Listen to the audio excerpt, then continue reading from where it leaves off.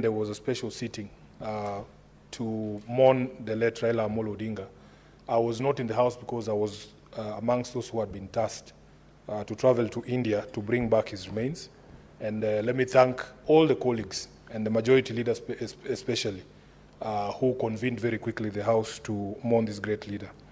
Honorable Speaker, I rise pursuant to Standing Order 52-1 to make a statement of global concern, namely the sudden passing of the former Prime Minister of the Republic of Kenya and ODM party leader, the Right Honorable Raila Odinga, on Wednesday, 15th October 2025. The entire nation received the news with shock and despair. Honorable Odinga had become a permanent fixture in the is why to be written today. The sense of loss that we feel is both deeply personal and profoundly shocking.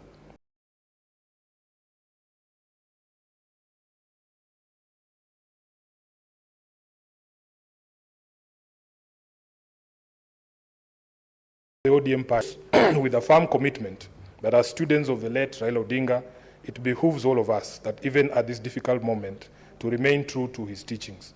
Mr. Speaker, allow me to acknowledge that the late Raila Odinga taught us everything: how to fight for justice and freedom, how to build bridges across ethnic and political divides, how to remain true to ideals and conviction, as well as how to sustain a big political movement in the face of constant adversarial pressure from political foes.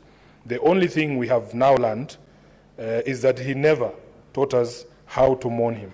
Admittedly, therefore, we may have fallen short of his standards and threshold during this mourning period, sometimes seeming to pull in different directions, while most often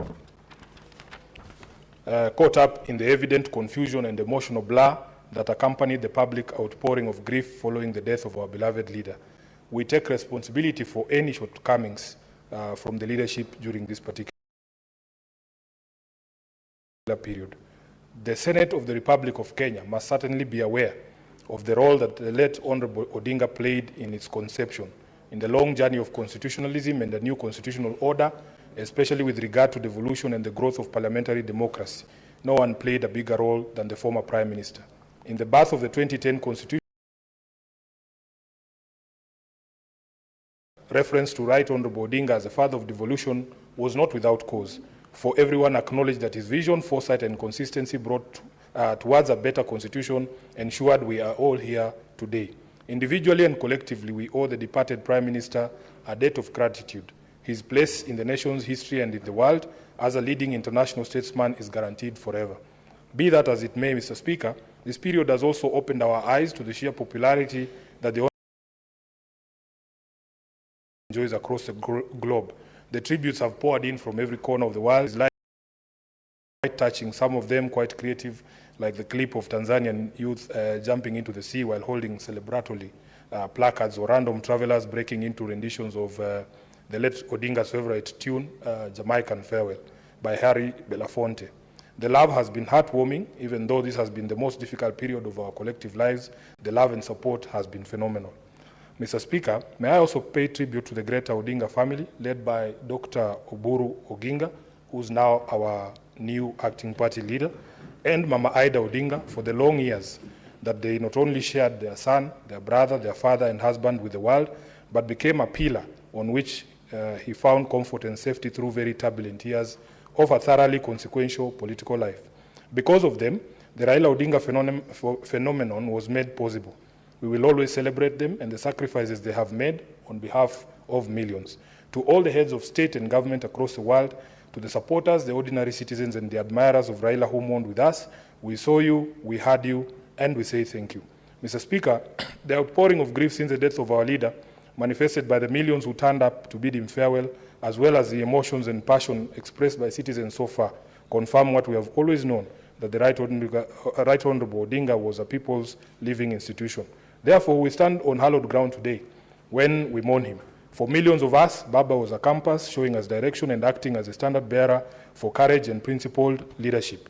It's no exaggeration, therefore, to state that the Right Honorable Odinga is the greatest leader and politician that this country has ever had. No one in this country bore more scars, more humiliation, and made more sacrifices for the common good than our departed icon.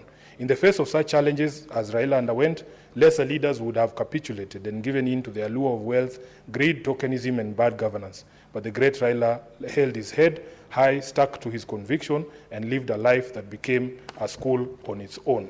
Finally, Honorable Speaker, today the nation stands together to salute its favorite son. His legacy lives on, his dreams alive in us.